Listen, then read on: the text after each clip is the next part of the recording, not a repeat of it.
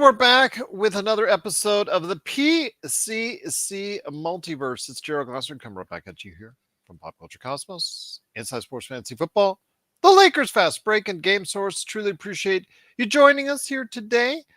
But also, as well, we got so many great people associated with this program, including the Happy Hoarder. Go ahead and check out the Happy Hoarder right now at happyhoardercollectibles.com and use the code, a special holiday code to use right now through the holidays, Happy Holidays 23. That's right.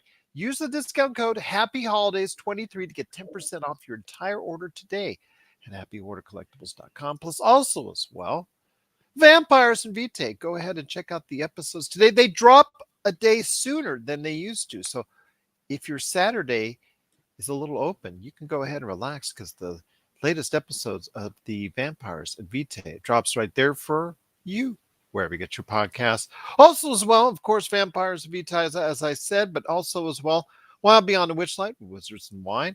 And of course, all the amazing things that we do. Go ahead and stop on by Pop Culture Cosmos on Facebook. Like and follow, because if you do, you'll get the latest notifications on everything that we drop there, including the latest Madam Web trailer. Told you about that Young Sheldon is ending with season 7. We've told you about the What If season 2 setting its Disney Plus premiere. We dropped that trailer there as well. Suicide Squad Kill the Justice League. We sent some gameplay video that way as well. So go ahead and check out Pop Culture Cosmos on Facebook for all those little tidbits, including the Percy Jackson trailer as well. So go ahead and check that out. Plus, popculturecosmos.wordpress.com. You see a lot there, including the culmination of everything that we do right there at the Pop Culture Cosmos. But it wouldn't be a PCC multiverse without my good friend. She is the pinkest of all pink. Heading into next week, it is a good friend indeed. You got to go ahead and check out what she's doing today at Vampires and Vitae, wherever you get your podcast. Plus, also as well, of course, everything that she does for, of course, the Wild Beyond Witchlight and Wizards and Wine. It is Melinda Barkhouse Ross. And Melinda, great to have you here, getting closer and closer to the holidays. But looking forward to, now that we have the SAG after strike behind us, looking forward to eventually catching up with everything in pop culture. Yeah, I'm looking forward to things getting back on the rails. That's for sure. Yeah. Absolutely. So how you been? What's going on? I've been good. Starting to get a little anxious. Our vampire, not our Vampire the Masquerade, but the Vampire the Masquerade LARP that Robbie and I are part of, called Desert of Shadows. Our very first session of a new season, I guess, campaign gets underway this Saturday. So that's why I look so pink, because I've accidentally put on my lighter vampire foundation. I was like, oh no, I've got to put more color back in my face. I'm just gonna look anyway. A hazard of the job, I guess. The hazard indeed. Yeah. But it's great to hear that you're doing well. Please go ahead and check out the great work that she and her husband does every time out with the entire crew at Vampires and Vitae. I mentioned that you switched to Saturdays, so I wanted to go ahead and make sure everybody knows that, because it was Sundays for quite a spell. So that's when you tape a Saturday, your online excursion every time out on YouTube. But if they catch it on audio podcasts, it drops on Saturdays. So check that out indeed. But I will mention for today, on the back end of the show, I've got a great conversation with TJ Johnson as he comes back for some more great thoughts on the world of video games. He's been playing Spider-Man 2 for quite a spell, and he has some thoughts on Sony's latest big first-party release. Is it everything that Sony has piped it up to be? He'll be talking about that on the back end of the show, amongst other things, and in the video game world as well. So looking forward to my conversation with him. But for today, Melinda, you and I, first up, are talking about some things going on in the, I guess, non-Marvel universe first. I want to touch on non-Marvel, because Marvel, that's a bigger conversation. That's going to take some time. I want to go ahead and knock off some stuff that's been going on with Apple TV Plus. Apple TV Plus always seems to go under the radar until something really good pops up. Now, I'm still waiting for season 2 of Severance. Absolutely cannot wait until I'm able to see a trailer for that. I'm sorry that got affected by the SAG after strike, apparently.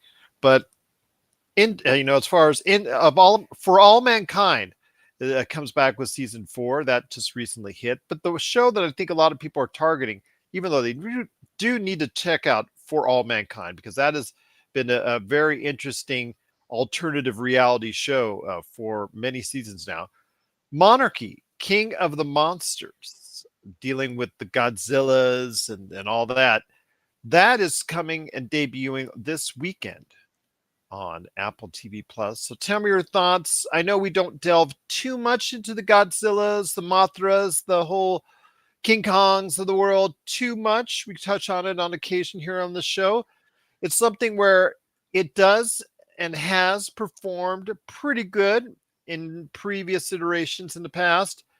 With this, along with the movie that's headed down the pike at some point, with this, between this and the movie that's headed down the way, as you warned me, you were correct on that. Your thoughts though on Monarchy, King of the Monsters on Apple TV Plus?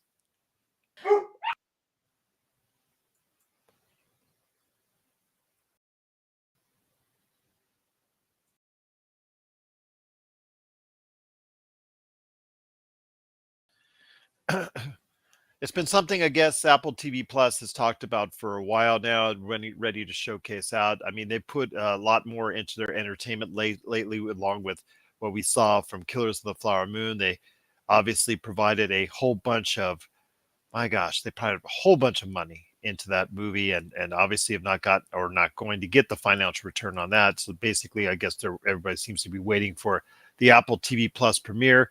I mentioned For All of Mankind. I think it's been a very solid series for 4 seasons, but with Monarchy, King of the Monsters, they're looking to do something a little bit different and start a new universe, perhaps, for Apple TV Plus.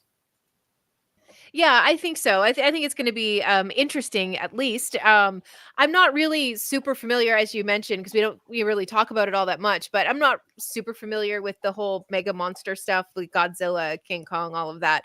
I have watched a couple of the movies. The latest one that I watched was Godzilla, and, I don't know, he was just fighting all of Godzilla the versus Kong, I think, or yeah, it something could like that. be. I don't know which one it was that I watched, but it was really fun to watch, so I can imagine that the series will likely be pretty fun to watch.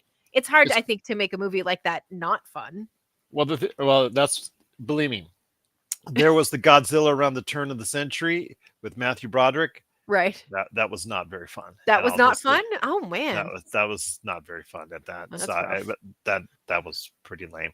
But I will say, when you try to make it serious, the more Yeah. serious you try to make them, the more I question the sanity in those decisions, because, like you said, they're meant to be fun. They're meant to Yeah. be something that people can enjoy. So I'm hoping that Apple and the creators will try to stick to what actually worked from the original Godzilla's, King Kong movies, that it was just basically a lot of silly fun.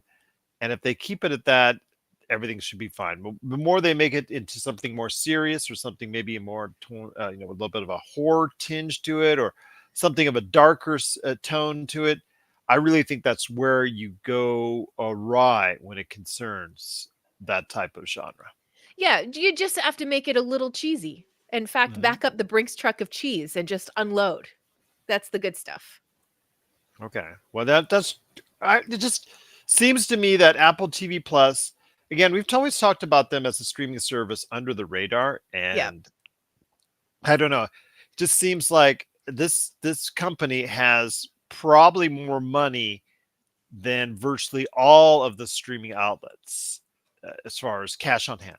They could literally just tomorrow wipe out the streaming universe by putting this Apple TV Plus free on everyone's iPhone, and then just absolutely destroying the population as far as away from Netflix or Max or Paramount Plus or Disney Plus or anything like that. So yeah, it just seems like it's something that could be there if they wanted to, but Apple never really puts, they put money into it, but they never take their entire product seriously. They're not putting everything, or all their eggs in one basket, so to speak. But Josh, who's in the chat, said Godzilla and Jurassic Park crossover. It writes itself. Yeah, absolutely, it Sure would. does.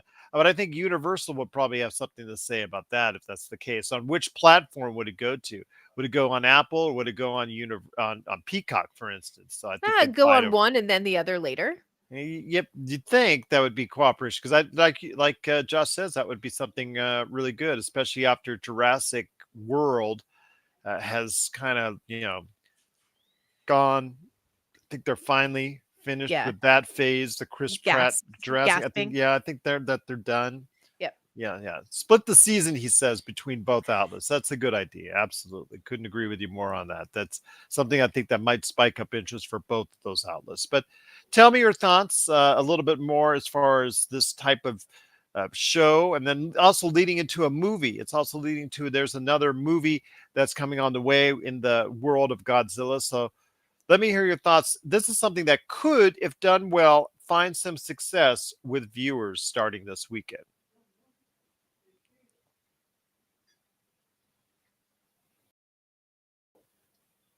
Melinda. Oh, I'm sorry. I thought you were wrapping that up. I apologize. Sorry, no worries. Yeah, I mean, it could find some success with viewers this week.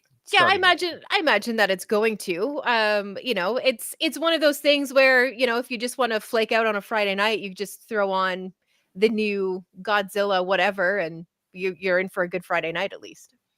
now, that's true, and we'll see what happens. But Monarchy or Monarch, as far as that's concerned, this brand new series that's coming to Apple TV Plus. Looking forward to seeing what this is going to do for as far as it's concerned. This series of everything going on with Apple TV Plus. So I want to hear your thoughts on this new Godzilla Legacy Monarch Legacy of Monsters. That's Monarch Legacy of Monsters on Apple TV Plus. Please let us know your thoughts. Popculturecosmos at yahoo.com. But my friend, I want to get into the nitty gritty when it comes to today's discussion before we head over to TJ Johnson and talking about Spider-Man 2 and the video game world and getting an update from him on that. And that is, where are we at with the Marvel Universe? Just absolutely crazy stuff going on. I don't know, as somebody who just religiously has to watch this stuff, not only for the show, but as a fan, it's just concerning to me where they stand, because we've seen a lot of poor returns. Obviously, the Marvels have come out to tepid reviews, and the fact that it's the worst performing MCU opening of all time. I mean, that's obviously a very dubious distinction. They've received a lot of backlash. You were responding to consumers in regarding to this earlier this week, people commenting and lamenting and seem to be enjoying the fact that it wasn't doing well when they should just be trying to, appreciate the fact that, that it's coming out at least, and that there's something out there for fans in a time where everything is, up in the air because of the strike. So, be that as it may, the Marvel universe is in a bad place right now. It's in probably its worst place ever in its history since 2008 and Iron Man. I Yeah, feel I feel it's really in a really uncertain place. I feel almost as uncertain because there were no expectations when Iron Man came out about this being extended into a universe. But now that the Disney and Marvel become reliant upon it, all the various things going on within the Marvel universe right now, both wrong, both done, overdone, and not yet undercooked, is just seemingly really, really taking it awry. yeah, it really does feel like the wheels have fallen off the cart at this point when Mhm. it comes to Marvel. And it's not just with the Marvels, the latest Ant-Man movies haven't performed to expectation. The TV shows have been underperforming as well.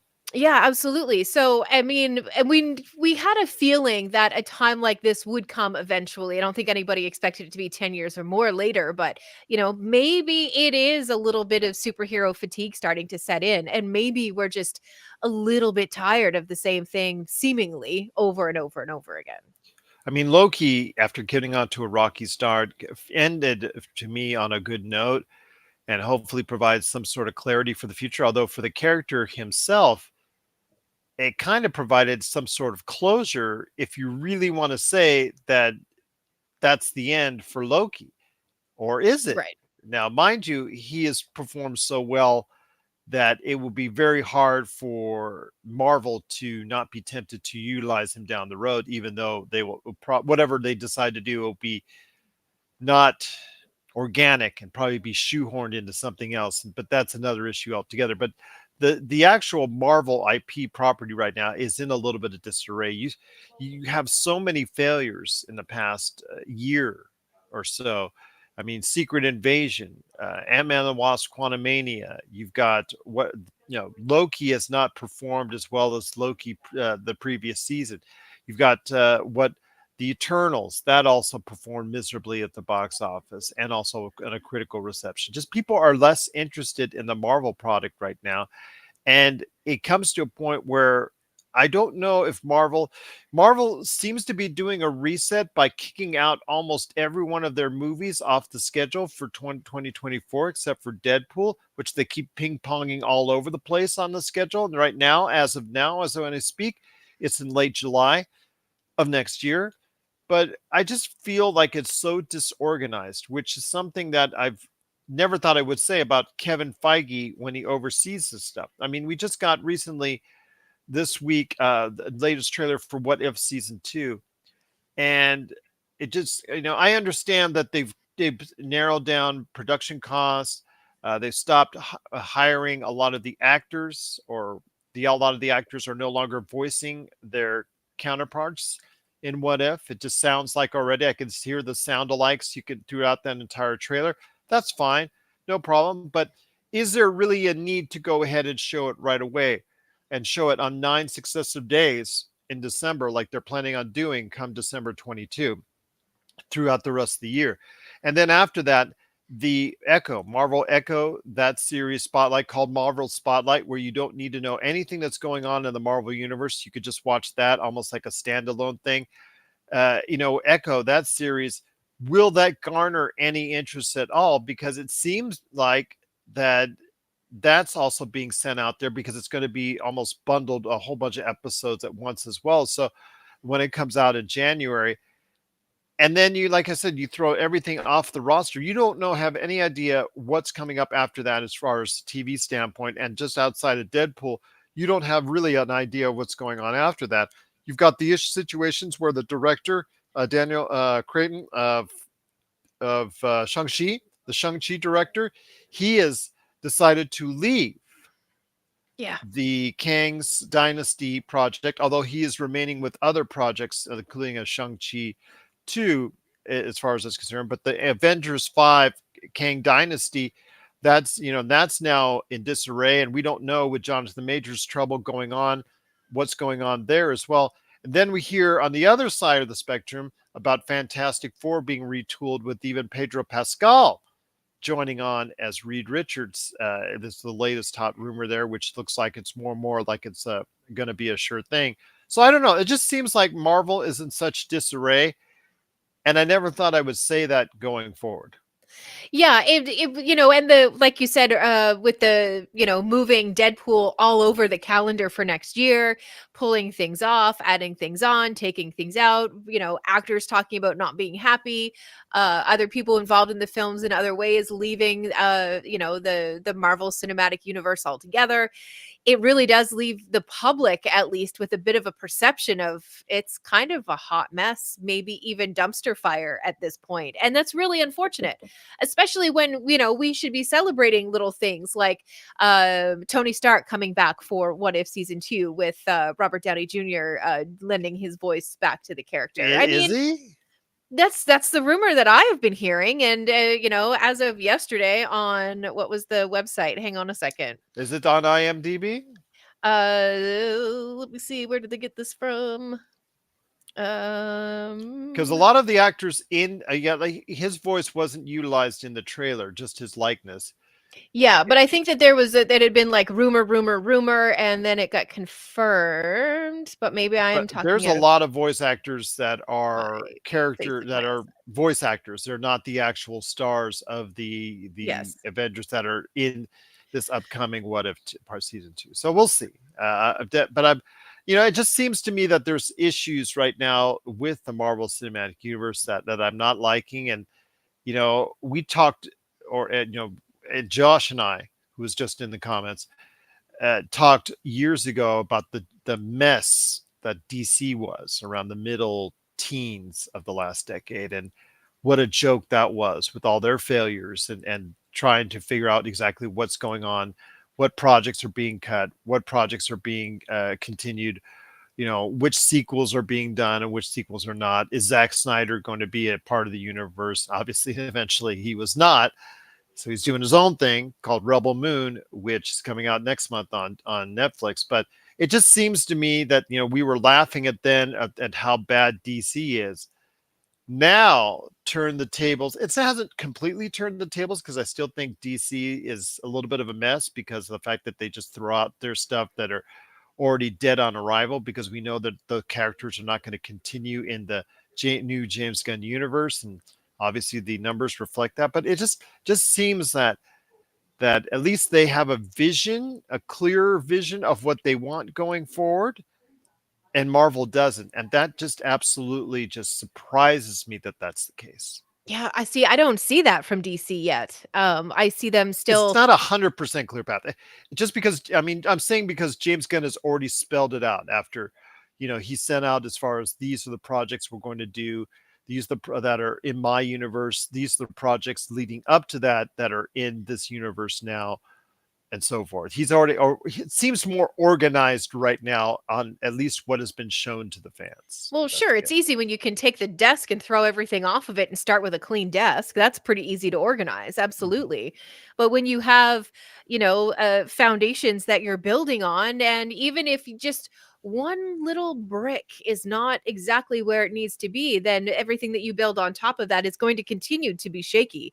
So Mhm. I think that they just need to get back to a spot, and I think that they can, and I think that they will get back to a spot where they're back to telling good and interesting stories. Because yeah, it's all about superheroes, but it is also about, the struggles of the superhero, and what they would have to deal with, or what we envision them having to deal with, and all of that kind of stuff. It's really the human lens of the superhero that has really been so captivating through all of the Marvel stuff, at least to me.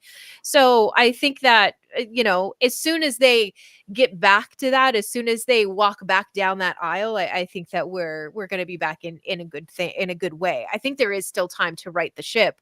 It just has to be done very cleverly, very smartly, and it needs to happen seemingly overnight. Almost, there needs to be a project that comes out that gets everybody buzzing in the right way. So I ask you, my friend, because like I said, the Marvel continuum right now is in such disarray, with so many different projects being scattered around. Some are canceled, some are modified, some are being changed. Stars are being put in and out. Who knows if the original Avengers may be coming back? That's been even talked about a couple weeks ago. That was the hot rumor that Disney is contemplating bringing them back for another run. So back up the brakes, truck, if that's the case. But your Yeah, for sure. thoughts on exactly where this is going with the Marvel universe right now? Because right now it doesn't make a whole lot of sense. No, it really doesn't. And I think the spot where they might have gone wrong was when they released the Eternals. They should have released the Eternals and then had all of those movies on the schedule. Mhm.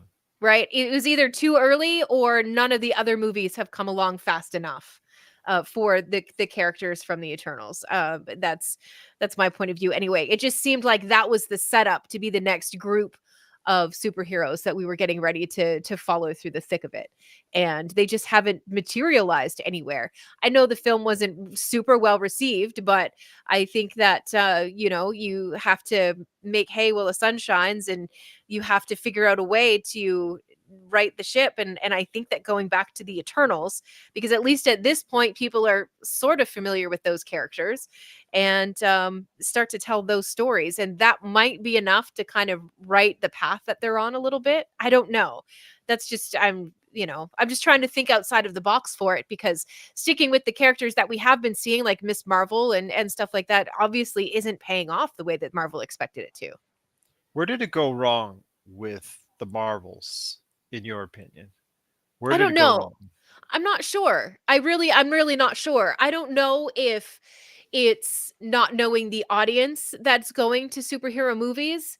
I don't know if it's perhaps, and I didn't see it this way, but maybe perhaps the messaging in the movie was heavy-handed. I'm not sure what the answer is there.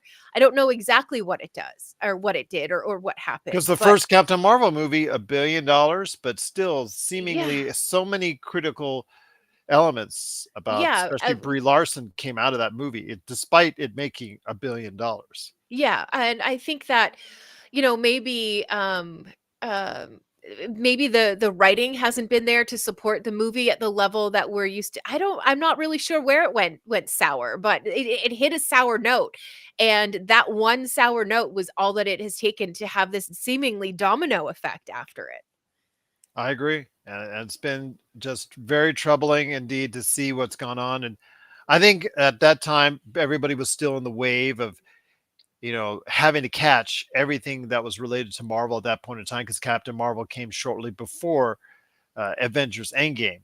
Yeah. So it was part of required must see watching. So we got caught up in all that. And even though people weren't liking her character, again, Brie Larson, I've eased up on my opinion of her because I think she's done a much better job since that movie in that role and become much more comfortable with it, similar to what we saw with Chris Hemsworth and Thor. I'm hoping people will give it a chance. I really want to see her get the chance to continue to play that role going forward. I know Iman Vellani as people, as Miss Marvel, were saying that she is the best part of that movie in the Marvels, and we'll see if she will continue. But will that lead into a Miss Marvel season 2? I don't know. But even if that's the case, will it really make sense at this point in time? And she, spoilers, she was trying to go ahead and try to become the next Nick Fury as far as gaining into another universe with the Young Adventures, is trying to get them, assemble them all together. So she is still maybe in their plans, but I don't know. Everything can seemingly be wiped out because with the lack of success of the Marvels and the lack of success of many of the things going on in Marvel, who knows what's coming up next for sure for the Marvel Cinematic Universe. Yeah, it really, I think, is just going to come down to the right movie at the right time, with the right players. And once that establishes itself and people get geeked out about it again, I think that that followed up by either a really solid series on Disney Plus, or I don't know, even some kind of viral marketing plan. It could be enough to kickstart things and get things back on track again. We'll see. I'm just not 100% convinced on it. With what's coming up with Echo, is that just being thrown out to the wolves as a Marvel spotlight Hmm. series? And again, that's supposed to be a series where you don't need to know anything really about the Marvel universe leading into it, and you'll be able to go ahead and get it and enjoy it. I guess. All right. But then you also have what's coming up with What If season 2 that's seemingly thrown out there at the end of the year when viewers and viewage is not as high. So we'll see Hmm. what happens there. I don't know. It just seems like, there's so much uncertainty going forward in the Marvel Cinematic Universe. I'm not sure I like what I see, and I no longer have the blind faith for Kevin Feige that I once did.